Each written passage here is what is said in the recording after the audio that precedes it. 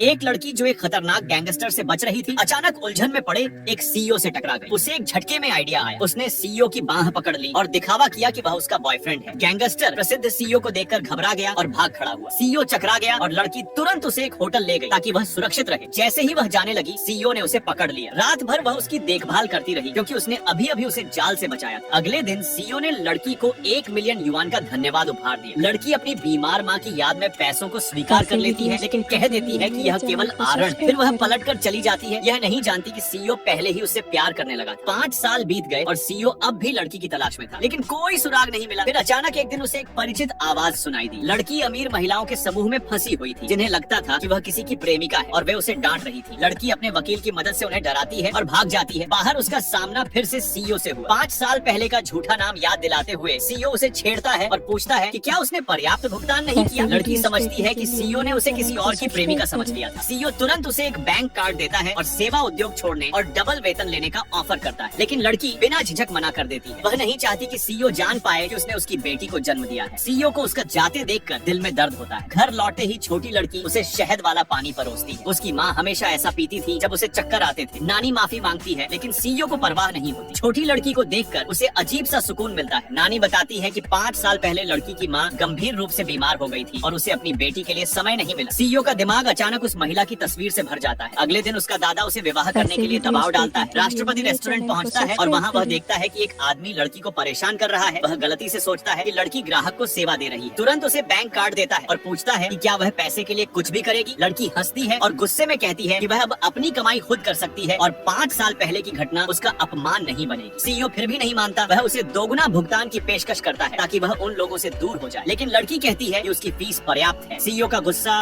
और गलतफहमी बढ़ जाती है, लेकिन वह उसे समझने की कोशिश करता है। वह सोचता है कि लड़की गरीब परिवार से आई हो। अंततः वह उसे प्रति माह 5 लाख युआन देने की पेशकश करता है और तुरंत इस्तीफा देने के लिए कहता है। लड़की मना कर देती है। सीईओ अंततः शादी का प्रस्ताव रखता है। लड़की सोचती है कि वह पागल है। सीईओ समझाता कि यह नकली विवाह है, केवल परिवार के दबाव और अफवाहें रोकने के लिए। विवाह 1 साल तक चलेगा और लड़की खुद मूल्य तय कर सकती है। सीईओ अपनी संपर्क जानकारी छोड़कर चला जाता है। लड़की घर लौटती है, सोचती है कि बेटी को जल्द ही स्कूल जाना होगा और पंजीकरण की जल्दी है। जैसा तय हुआ, वह नागरिक मामलों के ब्यूरो में जाती है और सीईओ के साथ शादी का प्रमाण पत्र बनवाती है। लेकिन शादी के बाद सीईओ उसे अपने घर रहने के लिए कहता है ताकि अफवाहें न फैले। लड़की अनिच्छा से सहमत हो जाती है, लेकिन जब वह सीईओ के घर पहुंचती है, वह महसूस करती है कि यह रहस्य अब छिपाया नहीं जा सकता। ऐसे वीडियोस देखने के लिए मेरे चैनल को सब्सक्राइब करें।